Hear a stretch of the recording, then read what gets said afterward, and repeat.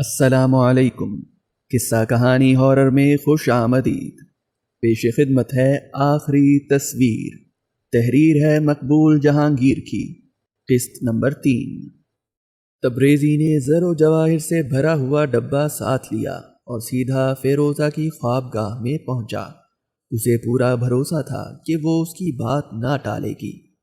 فیروزہ بیٹی، کیا حال ہے؟ نصیب دشمنا، طبیعت تو خراب نہیں تمہاری؟ اب تو میں ٹھیک ہوں مامو جان۔ آپ کل اپنے اس طبیب دوست کو ضرور بلوا لیجیے گا جنہوں نے پہلے بھی میرا علاج کیا تھا۔ کل سے آپ میرا جی گھبرا رہا ہے، کلیجہ جیسے بیٹھا جاتا ہے، سر میں چکر آتے ہیں اور عجیب طرح کے ڈرونے خواب بھی۔ اچھا، کسی نے مجھ سے ذکر نہیں کیا؟ تبریزی نے اس کے سر پر ہاتھ پھیرتے ہوئے کہا۔ خیر، طبیب بھی کل آ جائے گا۔ اب تم ایک خوشخبری سنو۔ بیٹی، تم جانتی ہو مجھے تم دنیا کی ہر شے سے زیادہ عزیز اور پیاری ہو۔ میں نے تمہارے لیے ایک ایسا آدمی چنا ہے جو تمہیں پسند کرتا ہے اور مجھے یقین ہے وہ ہمیشہ تمہیں خوش رکھنے کی کوشش کرے گا۔ اس کے پاس مال و دولت کی کوئی کمی نہیں۔ آج وہ میرے پاس آیا تھا۔ یہ دیکھو تمہارے لیے کتنے نادر ہیرے اور کیسا عمدہ زیور لایا ہے۔ وہ جلال آباد کا صوبے دار ہے بیٹی، بڑا وجیح۔ میں اس کی شخصیت سے بے حد متاثر ہوا ہوں۔ یہ کہہ کر اس نے وہ ڈبہ کھول کر ہیرے دکھانے شروع کیے، مگر فیروزہ نے نظر اٹھا کر ایک مرتبہ بھی اس ڈبے کی طرف نہ دیکھا، بلکہ ایک دم اس نے دونوں ہاتھوں سے اپنا چہرہ ڈھانپ لیا اور بری طرح رونے لگی۔ یہ تو اس نے کبھی سوچا بھی نہ تھا کہ اس طرح اس کے جذبات کچل دیے جائیں گے اور یوں دولت کے عوض اس کے جسم و جاں کا سودا ہوگا۔ میں نے یہ سب کچھ تمہارے شاندار مستقبل کے لیے کیا ہے بیٹی۔ کہیں نہ کہیں آخر تمہیں شادی تو کرنی ہی تھی، اور میں سمجھتا ہوں ایسا شوہر تمہیں نہ ملتا۔ وہ تمہیں بہت پسند کرتا ہے، اور میں نے اس بھروسے پر کہ تم اپنے ماموں تبریزی کو ذلیل ہوتے دیکھنا نہ چاہو گی ہاں کر دی ہے۔ اب وہ کل شب 9 بجے آئے گا۔ اسی وقت تمہارا نکاح ہوگا اور پھر تم رخصت ہو جاؤ گی۔ فیروزہ نے کوئی جواب نہ دیا۔ جواب دینے کا موقع تھا بھی کہاں؟ اس کے حسین خواب چکنا چور ہو چکے تھے۔ گویا نادر زماں سے اس کی شادی نہیں ہو سکتی تھی۔ وہ مفلس اور قلاش تھا جو شاید فیروزہ کو ایک نیا جوڑا بھی سلوا کر دینے کے قابل نہ تھا، مگر فیروزہ کو تو کچھ نہیں چاہیے۔ زیور، ہیرے، جواہر، بیش قیمت کپڑے اور کسی علاقے کا جاگیردار یا نواب، اسے ان میں سے کسی سے ذرہ برابر دلچسپی نہ تھی۔ تبریزی نے اس کی آرزوؤں، امیدوں اور خواہشوں کا غلط اندازہ کیا تھا۔ اگلے روز بھی تبریزی نے وقت کا بڑا حصہ فیروزہ کو سمجھانے بجھانے اور مستقبل کی روشن تصویر دکھانے میں گزارا۔ لڑکی برابر آنسو بہائے جا رہی تھی۔ اس دوران اس نے ایک لفظ بھی منہ سے نہ کہا، نہ کچھ کھایا نہ پیا۔ ایک دن میں اس کے چہرے کا رنگ روپ اور آب و تاب سب غائب ہو چکی تھی، اور وہ برسوں کی بیمار دکھائی دے رہی تھی۔ دوپہر کو نادر زماں حویلی میں آیا۔ وہ اتنا بیمار، اتنا نحیف نظر آتا تھا کہ تبریزی اس کی حالت دیکھ کر حیران رہ گیا۔ آنکھیں سوجی ہوئی، بال بکھرے اور الجھے ہوئے، اور لباس از حد کثیف، ہونٹوں پر پپڑیاں جمی تھیں۔ تبریزی نے آگے بڑھ کر اس کا ہاتھ پکڑ لیا۔ اس کا سارا بدن بخار سے بری طرح پھنک رہا تھا۔ تمہیں تو خاصا تیز بخار ہے نادر، تبریزی چلایا۔ میں ابھی طبیب کو بلواتا ہوں۔ گزشتہ 2 روز سے فیروزہ کی طبیعت بھی ٹھیک نہیں، کہتی ہے سر چکراتا ہے۔ آپ براہ کرم میرے لیے طبیب کو بلوانے کی زحمت نہ فرمائیے۔ نوجوان نے رک رک کر نہایت ادب سے التجا کی۔ میں اس قسم کی بیماریوں کا عادی ہوں، البتہ یہ درخواست ضرور کروں گا کہ فی الحال فیروزہ کے لیے بھی طبیب کو طلب نہ کیجیے۔ آپ صوبے دار جلال آباد سے جو وعدہ فرما چکے ہیں اسے پورا کرنے کے انتظامات فرمائیے۔ ممکن ہے طبیب اس میں مخل ہو اور اس طرح صوبے دار ناراض ہو جائے۔ سچ کہتے ہو، سچ کہتے ہو، تبریزی نے خوش ہو کر کہا۔ ابھی تم اپنی نگرانی میں حویلی کی صفائی وغیرہ کروا دو، اور نوکر وغیرہ آنے والے ہیں۔ اس کے بعد بڑے کمرے میں معزز مہمان کی نشست کا انتظام کرنا ہوگا۔ رات کے کھانے پر تم بھی ہمارے ساتھ شرکت کرو گے۔ باہر سے میرا ارادہ کسی کو مدعو کرنے کا نہیں۔ نوجوان نے اپنے استاد کے تمام احکام کی تعمیل جان توڑ کر کی اور پوری حویلی کو آئینے کی مانند چمکا دیا۔ نشست کے کمرے میں نئے قالین بچھائے گئے اور ایک جانب شاندار مسند دولہا کے لیے تیار ہوئی۔ شاہی رکابداروں سے جلدی جلدی کئی کھانے پکوائے گئے اور انہیں معزز مہمان کے آنے سے بیشتر ہی رخصت کر دیا گیا۔ 9 بجنے میں ابھی چند منٹ باقی تھے۔ حویلی میں اس وقت نکاح خواں قاضی، اس کے 2 شاگرد تبریزی، بابا افضل بیگ اور نادر زماں کے سوا کوئی نہ تھا۔ قاضی سے طے پا چکا تھا کہ نکاح کی رسم ادا ہوتے ہی وہ تشریف لے جا سکیں گے۔ جو ہی شب کے 9 کا گھنٹہ بجا، حویلی پر ایک ہیبت ناک سکوت طاری ہو گیا۔ شعلوں اور فانوسوں کی تیز روشنی کے باوجود ہر فرد ڈرا ڈرا سہما سہما نظر آ رہا تھا۔ اچانک بیرونی دروازہ کھلنے کی آواز آئی۔ دونوں بھاری دروازے گڑگڑاہٹ کے ساتھ الگ ہوئے، پھر صحن میں قدموں کی آہٹ بلند ہوئی اور اگلے ہی لمحے نشست گاہ میں جلال آباد کا صوبے دار اپنی ساری آن بان لیے موجود تھا۔ حسب معمول اس کا لباس سر سے پیر تک سیاہ، ہاتھوں پر چڑھے ہوئے دستانے، جوتے اور جرابیں تک سیاہ۔ جو چھڑی اس کے دائیں ہاتھ میں تھی اس کا رنگ بھی سیاہ تھا۔ تبریزی لپک کر اس کے استقبال کو آگے بڑھا اور شاہانہ مسند پر لے جا کر بٹھا دیا۔ صوبے دار نے جوتے اتارنے کی زحمت بھی گوارا نہ کی۔ حقارت کی نظر سے دائیں بائیں دیکھتا ہوا مسند پر جا بیٹھا اور کرخت آواز میں بولا، تبریزی، میرے پاس زیادہ وقت نہیں ہے، فوراً نکاح کی رسم ادا ہونی چاہیے۔ بہت بہتر جناب، سب لوگ حاضر ہیں۔ اس نے نادر زماں کو اشارہ کیا۔ وہ دوسرے کمرے سے نکاح خواں اور اس کے 2 شاگردوں کو بلا لایا۔ انہوں نے آتے ہی معزز مہمان کو فرشی سلام کیا۔ قاضی صاحب نے نکاح کا خطبہ پڑھا اور 1,00,000 اشرفی مہر کے عوض فیروزہ کا نکاح صوبے دار جلال آباد سے ہو گیا۔ اس تمام عرصے میں صوبے دار نے ایک مرتبہ بھی پلک نہیں جھپکائی۔ ایسا لگتا تھا جیسے اس کی پلکیں مصنوعی ہیں اور ان میں جھپکنے کی حس ہی نہیں۔ ایک پر اسرار سی ہیبت تمام حاضرین محفل پہ چھائی رہی۔ نکاح کی رسم ادا ہوتے ہی اس نے لبادے میں ہاتھ ڈال کر چند اشرفیاں نکالیں اور نکاح خواں کی طرف پھینک دیں۔ ایک بار پھر تسلیمات اور آداب کے مرحلے طے ہوئے اور قاضی صاحب اپنے شاگردوں کو لے کر رخصت ہو گئے۔ تبریزی، دلہن رخصتی کے لیے تیار ہے؟ صوبے دار نے پوچھا۔ جی عالی جاں، لیکن آپ کھانا تو تناول فرما لیجیے۔ نہیں، ہمیں بہت جلدی ہے۔ تم جانتے ہو جلال آباد یہاں سے خاصی دور ہے اور راستے میں ڈاکوؤں لٹیروں کا خطرہ بھی ہے، اس لیے ہم زیادہ تاخیر پسند نہیں کریں گے۔ حویلی سے باہر ہماری گھوڑا گاڑی ہے، فوراً دلہن کو ہمارے ساتھ کر دو۔ اب یہاں سے اس داستان کا وہ ہوش ربا آغاز ہوتا ہے جس کا علم میرے جد امجد ترک تاز خان کو خود نادر زماں کی زبانی ہوا۔ فیروزہ اور صوبے دار کی شادی سے نوجوان مصور کی دنیا ویران ہو گئی، لیکن آفرین ہے اس کے صبر و استقلال پر کہ اس نے ایک لفظ بھی منہ سے شکایت کا نہ نکالا۔ تبریزی پھر اپنی روزمرہ کی مصروفیات میں گم ہو گیا۔ اسے مطلق احساس نہ تھا کہ نادر زماں کے دل و دماغ پر کیا بیت رہی ہے، اور وہ ایک ایسی آگ میں جل رہا ہے جو اس کی موت کے ساتھ ہی ٹھنڈی ہو سکے گی۔ نادر زماں نے اپنے آپ کو مصوری کے فن میں ڈبو دینے کی کوشش کی۔ وہ 16 اور 20 گھنٹے مسلسل اپنے تصویر خانے میں مصروف رہنے لگا۔ اس کی صحت روز بروز بگڑتی جا رہی تھی، مگر اسے کوئی ہوش نہ تھا۔ حویلی کا بوڑھا چوکیدار افضل بیگ اسے کبھی کبھار سمجھاتا بجھاتا، لیکن بے سود۔ نادر زماں پند و نصیحت کا کوئی اثر قبول کرنے سے قاصر تھا۔ اس کی جان شمع کی مانند آہستہ آہستہ گھلتی جا رہی تھی۔ وقت اپنی رفتار سے گزرنے لگا۔ 1 مہینہ، 2 مہینے، 3 مہینے، اس تمام عرصے میں ایک بار بھی فیروزہ کی خیر خبر سننے میں نہ آئی، اور نہ جلال آباد سے اس کے شوہر نے کوئی خط تبریزی کے نام ارسال کیا۔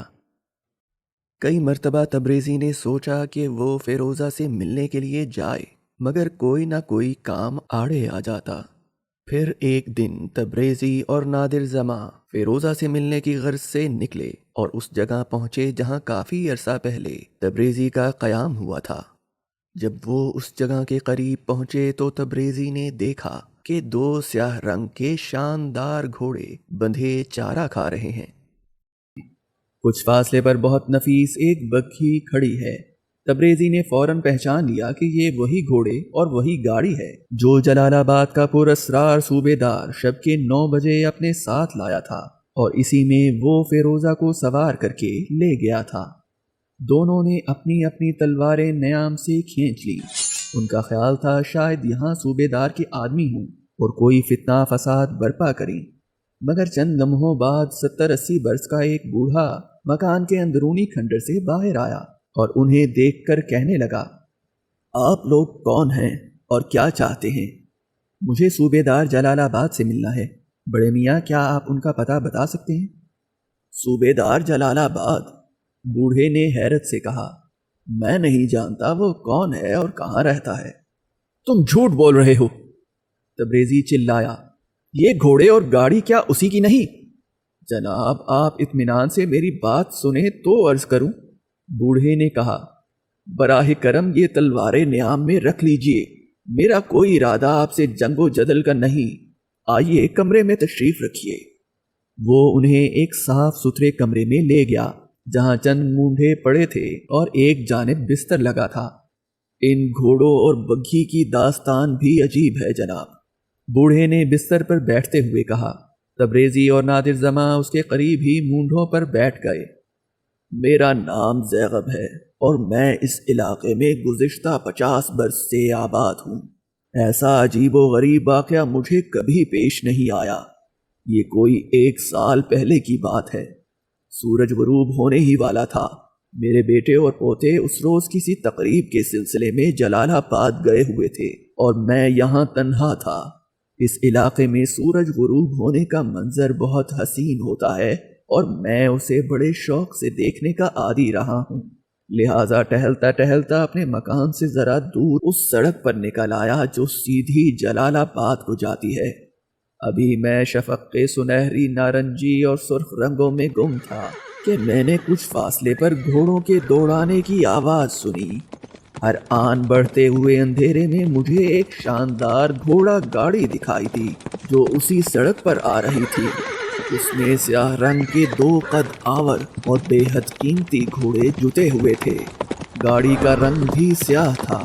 دیکھتے دیکھتے گاڑی میرے قریب آ کر رک گئی۔ گھوڑے پسینے میں نہا رہے تھے اور پتہ چلتا تھا کہ بہت دور سے آ رہے ہیں۔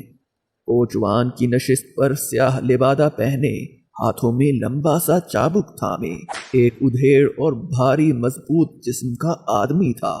وہ چھلانگ لگا کر نیچے اترا۔ پہلے اس نے دونوں گھوڑوں کی پشت اور گردن پر باری باری ہاتھ پھیرا۔ میں نے دیکھا گھوڑے نامعلوم دہشت سے کانپ رہے تھے۔ پھر اس کوچوان نے گاڑی کا دروازہ کھول کر ہاتھ اندر بڑھایا اور چند لمحے بعد ایک حسین و جمیل نازنین کو سہارا دے کر باہر نکالا۔ میں نے ایسی خوبصورت عورت زندگی میں کبھی نہیں دیکھی۔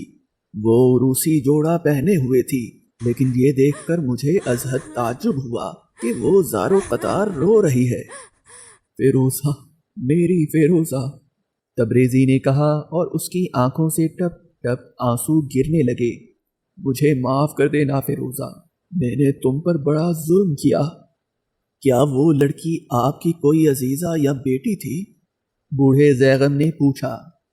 ہاں، وہ میری حقیقی بھانجی تھی۔ میں اسی کی تلاش میں مارا مارا پھر رہا ہوں، تبریزی نے فرتے غم سے نڈھال ہوتے ہوئے جواب دیا۔ جس شخص کو تم نے دیکھا وہی اپنے آپ کو جلال آباد کا صوبے دار کہتا تھا، اور میں نے اپنی بھانجی کی شادی اس سے کر دی تھی۔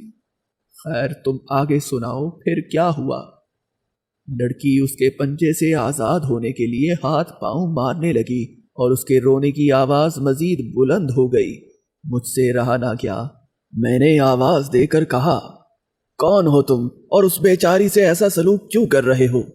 جواب میں اس شخص نے اس زور سے تماچا میرے منہ پر مارا کہ میں الٹ کر زمین پر جا گرا اور پھر مجھے تن بدن کا کچھ ہوش نہ رہا۔ आंखें खुली तो मैं अभी तक उसी जगह पड़ा था। आसमान पर तारे झिलमिला रहे थे और थोड़ी देर बाद पिछले पहर का चांद भी निकल आया। मैंने गर्दन घुमाकर दाएं बाएं देखा। आप लोग मेरी हैरत का अंदाजा नहीं कर सकते जब मैंने स्याह गाड़ी और दोनों घोड़ों को उसी मुकाम पर खड़े पाया। खुदा जाने वो पुरस्रार कोचवान उस मासूम सिफ्त लड़की को लेकर कहाँ गायब हो गया था। उसके तमाचे की ज़र्ब से मेरी गर्दन और जबड़ा बुरी तरह दुख रहा था। किस्सा मुख्तसर, मैं उठकर गाड़ी के करीब गया और खुले दरवाजे से अंदर झांका। उसमें कोई न था। फिर मैंने घोड़ों की बाग पकड़ी और उन्हें गाड़ी समेत अपने मकान पर ले आया। ये है वो दास्तान। आपने घोड़े सहन में बंधे देखे होंगे, गाड़ी भी वहीं मौजूद है। वो दिन और आज का दिन मैं उस शख्स का मुंतज़िर हूँ जो अपनी गाड़ी और घोड़े छोड़कर ना जाने कहाँ चला गया। मेरे बेटे और पोते वापस आए तो मैंने उन्हें सारा किस्सा सुनाया। उन्होंने मीलों तक एक एक खंडर और एक एक कोना खुदरा देख डाला। ना उस लड़की का कहीं पता चला, ना उसे घसीट कर ले जाने वाले का। इस दास्तान ने तब्रेज़ी और नादिर जमा दोनों पर अजीब असर किया। एक की आंखें तर थी, दूसरे की खुश्क। एक फिरोज़ा का सब कुछ था और दूसरा कुछ भी नहीं। एक का गम ज़ाहिरी था, दूसरे का बातनी। जब वो वापस आलीशान हवेली में पहुंचे तो दुख और अलम से उनकी हालत मुर्दों से भी बदतर थी। इस सफ़र में तब्रेज़ी पर यह हकीकत भी मुनकशफ हुई थी कि नादिर जमा के तसव्वुरात और ख़यालात पर किसकी हुक्मरानी है। कई महीने मज़ीद बीत गए। तब्रेज़ी अपनी भांजी और उसके पुरअसरार शोहर की तलाश में आए दिन मारा मारा फिरता, लेकिन कहीं से सुराग न मिलता। तलाश की हर ऐसी मुहिम में नादिर जमा उसका रफ़ीक होता। सर्दियों के दिन थे। उस्ताद और शागिर्द दोनों रात के खाने से फारिग होकर आतिशदान के करीब गर्दनें झुकाए बैठे थे। यकायक सदर दरवाजे की जानिब से मुसलसल दस्तकों की आवाज़ें सुनाई देने लगीं। वो दोनों चौंक कर एक दूसरे की तरफ तकने लगे। बूढ़ा चौकीदार जल्दी से दरवाजे की तरफ दौड़ा। ये दोनों भी कमरे से निकलकर हवेली के सहन में आ गए। दस्तकें बराबर दी जा रही थीं। यूं ही छोटा दरवाज़ा खुला, कोई अंदर आया। तब्रेज़ी और नादिर जमा दोनों की निगाहें बैक वक्त आने वाले पर पड़ी और उनके बदन में खून की गर्दिश तेज हो गई। ये फेरोज़ा थी।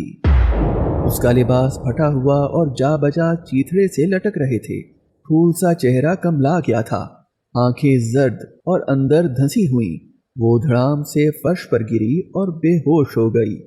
तब्रेज़ी और नादिर जमा दोनों बेइख्तियार उसे उठाने के लिए लपके। उन्होंने उसे कमरे में लाकर आतिशदान के पास लिटा दिया। फिरोज़ा का जिस्म यख हो रहा था और होंठ नीले पड़ चुके थे। चंद लम्हों बाद उसने होश में आकर आंखें खोल दी और खौफ से कांपती हुई आवाज़ में बोली, पानी, पानी, खुदा के लिए मुझे पानी पिलाओ, प्यास से जान निकली जाती है। उन्होंने जल्दी से उसे पानी पिलाया। सांस लिए बगैर वो सारा प्याला पी गई। नामालूम कब की प्यासी थी। अब मुझे कुछ खाने को दो फौरन, वरना मैं मर जाऊंगी। नेमत खाने से उसी वक्त भुने हुए गोश्त का एक बड़ा सा टुकड़ा लाया गया। नादिर जमा ने इसे छुरी से काट कर फिरोज़ा को खिलाना चाहा, लेकिन उसमें सब्र की इतनी भी ताब न थी। उसने नौजवान के हाथ से झपट कर गोश्त का टुकड़ा छीन लिया और दांतों से काट काट कर चबाए बगैर निगलने लगी। फिर वो अपने हवास में आई और उसने पहली बार अपने मामू तब्रेज़ी और महबूब नादिर जमा को पहचाना। फिर शर्म से चेहरा हाथों में ढांप कर रोने लगी। फिरोज़ा बेटी, ये क्या हाल है और वो तुम्हारा शौहर कहाँ है? तब्रेज़ी ने पूछा। वो मामू जान, खुदा के लिए उसका जिक्र न कीजिए। फिरोज़ा ने थर थर कांपते हुए कहा। मैं बड़ी मुश्किल से अपनी जान बचाकर आई हूँ। वो तो न जाने कौन है। इस वक्त वो कहाँ है? तब्रेज़ी ने पूछा। मैं उसे इस संगदिली का मज़ा चखा दूंगा। मामू जान, देर न कीजिए, जल्द किसी को भेजिए। یہاں شہر میں کوئی اچھا سا عامل ضرور ہوگا، اسے بلوا لیجیے، ورنہ وہ مجھے کبھی نہیں چھوڑے گا، وہ لازماً یہاں آئے گا۔ عامل کا یہاں کیا کام فیروزہ بیٹی؟ میں اس بدماش سے نپٹنے کے لیے اکیلا ہی بہت ہوں۔ اگر وہ زیادہ تیزی دکھائے گا تو شہنشاہ سے کہہ کے اسے سزا دلوا دوں گا۔ ہائے مامو جان، آپ سمجھتے کیوں نہیں؟ وہ گوشت پوست کا آدمی نہیں، ایک شریر جن ہے جس نے انسانی صورت میں آ کر یہ شیطانی چکر چلا رکھا ہے۔ جلد کسی عامل کو طلب فرمائیے، اور ہاں، مجھے ایک لمحے کے لیے بھی اکیلا نہ چھوڑیے گا، یہ سختی سے ہدایت کرتی ہوں۔ اگر آپ نے مجھے تنہا چھوڑ دیا تو وہ مجھے پھر پکڑ کر لے جائے گا۔ تبریزی اور نادر زماں حیرت سے فیروزہ کے یہ اکھڑے اکھڑے اور بے معنی جملے سن رہے تھے۔ شریر جن، شیطانی صورت، عامل۔ نادر زماں کی نگاہوں کے سامنے صوبیدار جلال آباد کی بھیانک شبیہ رقص کرنے لگی۔ بند دروازوں میں سے اس کا ایک دم نمودار ہونا اور اچانک غائب ہو جانا، آہٹ پیدا کیے بغیر چلنا، اپنے لبادے میں سے یک لخت قلم دان برآمد کر لینا، پھر یہ نادر ہیرے اور زیور۔ کیا دنیا میں ایسا جناتی وجود بھی ممکن ہے جو انسانی دوشیزہ سے شادی کرے، اسے اپنے ساتھ لے جائے؟ آخر کیوں؟ گھبراؤ نہیں فیروزہ، اب وہ خبیث اس حویلی میں داخل ہونے کی جرت نہ کرے گا۔ تبریزی نے کہا، مجھے پہلے بھی شبہ تھا کہ وہ کوئی بہت بڑا ساحر ہے۔ میں ابھی افضل بیگ کو بھیجتا ہوں۔ یہاں شہر میں ایک بزرگ عملیات اور تعویذات کے فن میں کامل ہیں، امید ہے ان کے عمل سے سحر کا اثر زائل ہو جائے گا۔ انہوں نے فیروزہ کو اس کی خوابگاہ میں پہنچا دیا۔ اس کی حالت ایسی تھی کہ تبریزی کو اس کے پاگل ہو جانے کا شبہ پیدا ہوا۔ وہ بار بار یہی کہتی کہ اسے اکیلا بالکل نہ چھوڑا جائے۔ انہوں نے جھٹ پٹ کمرے میں سارے فانوس اور شمعیں روشن کر دیں اور ہر کھڑکی، ہر دروازے کو اچھی طرح بند کر دیا۔ ابھی وہ اس کاروائی سے فارغ نہ ہوئے تھے کہ دفعتاً فیروزہ نے نہایت مدھم آواز میں، جیسے کوئی سرگوشی کرتا ہے، یہ کہا، خدا کی پناہ، وہ حویلی میں آ گیا، وہ حویلی میں آ گیا۔ مامو جان، اسے روکیے، وہ مجھے لینے آیا ہے، میں اس کے ساتھ ہرگز نہ جاؤں گی۔ دیکھو دیکھو، وہ رہا، اب وہ صحن سے گزر کر مامو جان کے کمرے میں جا چھپا ہے۔ ان الفاظ کے ساتھ ہی اس کے بدن میں تھرتھری چھوٹ گئی، آنکھیں ابل پڑی، ہونٹوں کے کنارے جھاگ سے بھر گئے اور وہ بے حس و حرکت ہو گئی۔ نادر زماں نے تبریزی کو وہیں رہنے کا اشارہ کیا اور خود تلوار کھینچ کر باہر نکلا۔ اسے یوں لگا جیسے ایک انسانی ہیولا صحن سے ہوتا ہوا آقائے تبریزی کے کمرے کی طرف چلا گیا ہے۔ نادر زماں اس جانب دوڑا۔ اس نے کمرے کا ایک ایک گوشہ اچھی طرح دیکھا بھالا، مگر وہاں کوئی نہ تھا۔ البتہ وہ یہ حلفیہ بیان دینے کے لیے تیار تھا کہ اس نے ایک پر اسرار انسانی سائے کو حرکت کرتے ضرور دیکھا ہے۔ دہشت سے نادر زماں کا بدن بھی کانپنے لگا۔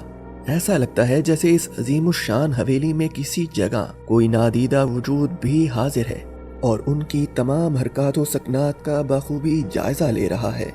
نادر زماں نے رومال نکال کر چہرے پر اس سردی میں آیا ہوا پسینہ پونچھا اور دوبارہ فیروزہ کی خوابگاہ میں آیا۔ تبریزی اس کے بستر کے قریب ایک آرام دہ کرسی پر مستعد بیٹھا تھا۔ اس نے سوالیہ نگاہ سے نادر زماں کی طرف دیکھا۔ اس دوران میں فیروزہ بھی ہوش میں آ چکی تھی اور پلک جھپکائے بغیر نادر زماں کی جانب تک رہی تھی۔ جناب، میں نے حویلی کا ایک ایک کونا چھان مارا، وہاں تو کوئی بھی نہیں۔ ایسا معلوم ہوتا ہے فیروزہ بیگم کوئی ڈراؤنا خواب دیکھ رہی تھیں، شاید یہ اسی کا اثر ہے۔ ہرگز نہیں، فیروزہ نے کہا، میں نے خود اسے حویلی میں داخل ہوتے دیکھا ہے۔ یہ اونچی اونچی دیواریں اور بڑے بڑے بھاری دروازے اس کی راہ میں رکاوٹ نہیں بن سکتے۔ میں اسے اچھی طرح جانتی ہوں۔ وہ اب اس کمرے میں آ گیا ہے، وہ دیکھو، وہ میرے سامنے کھڑا ہے۔ اس نے بری طرح چیخنا چلانا شروع کر دیا۔ تبریزی اور نادر زماں دونوں حد درجہ مضطرب ہو کر تلواریں ہاتھوں میں لیے ادھر ادھر پھرنے لگے۔ انہیں وہ پر اسرار وجود دکھائی تو نہیں دے رہا تھا، لیکن وہ اس کی موجودگی محسوس کر سکتے تھے۔ ہائے اسے باہر نکالیے مامو جان، میں مر جاؤں گی، خدا کے لیے مجھے اکیلا نہ چھوڑیے ورنہ وہ مجھے گھسیٹ کر لے جائے گا۔ کیا آپ کو خبر نہیں کہ آگ اور مٹی کا میل کبھی نہیں ہو سکتا؟ اس کے ساتھ ہی فیروزہ نے بستر سے اٹھ کر تبریزی خان کا ہاتھ پکڑ لیا۔ میں آپ کو یہاں سے جانے نہ دوں گی مامو جان، آپ یہیں رہیں گے اسی کمرے میں، ورنہ یاد رکھیے گا پھر آپ کبھی میری صورت نہ دیکھ سکیں گے۔ انہوں نے بڑی مشکل سے فیروزہ کو دوبارہ بستر پر لٹایا۔ اس کی حالت لمحہ با لمحہ غیر ہوتی جا رہی تھی اور جنوں کے آثار عروج پر نظر آنے لگے تھے۔ اتنے میں ایک سفید پوش بزرگ جن کے چہرے پر نورانیت جلوہ فگن تھی، افضل بیگ کی مائیت میں اندر داخل ہوئے۔ ان کے آتے ہی فیروزہ ایک دم خاموش ہو گئی اور کہنے لگی، وہ بھاگ گیا، اس کمرے سے چلا گیا، لیکن وہ حویلی سے باہر جانے کا ارادہ نہیں رکھتا۔ تبریزی خان اور نادر زماں نے سفید ریش بزرگ کو ادب سے سلام کیا، ان کے ہاتھوں کو بوسہ دیا۔ پھر تبریزی نے مختصر انداز میں فیروزہ اور صوبے دار جلال آباد کے واقعات بیان کیے۔ یہ سفید ریش بزرگ جن کا نام سید اکمل بنوری تھا، زہد و تقوی اور علمیت میں ممتاز مقام رکھتے تھے۔ ان کے بارے میں مشہور تھا کہ بھوت پریت اور شریر جنات ان کی صورت دیکھتے ہی راہ فرار اختیار کرتے ہیں۔ سید صاحب نے کچھ پڑھ کر فیروزہ پر دم کیا، پھر ایک تعویذ مرحمت فرمایا کہ اسے گلے میں ڈالا جائے۔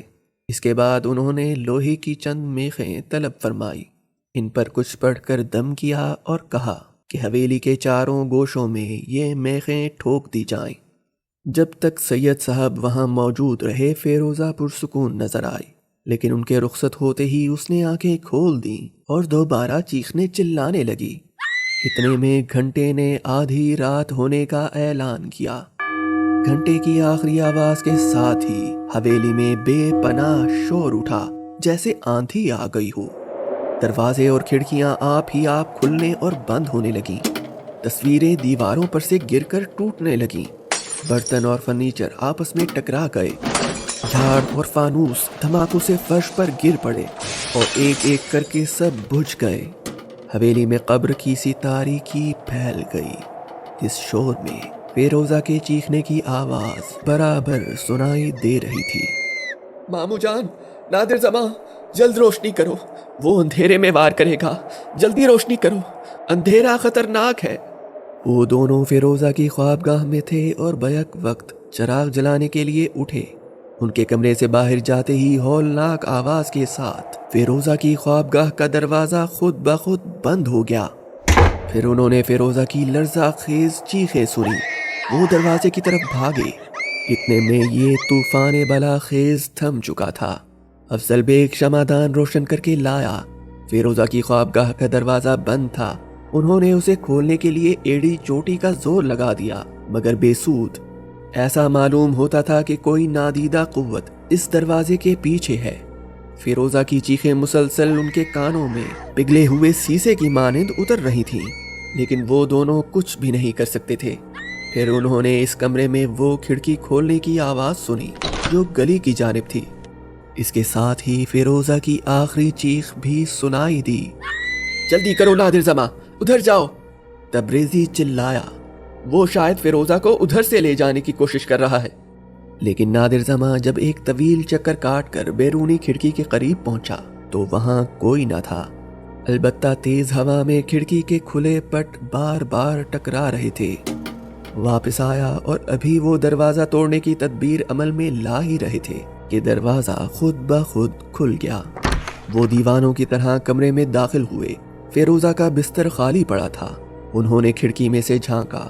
آدھی رات کے اس بے قرار سناٹے میں گلی ویران اور سنسان پڑی تھی۔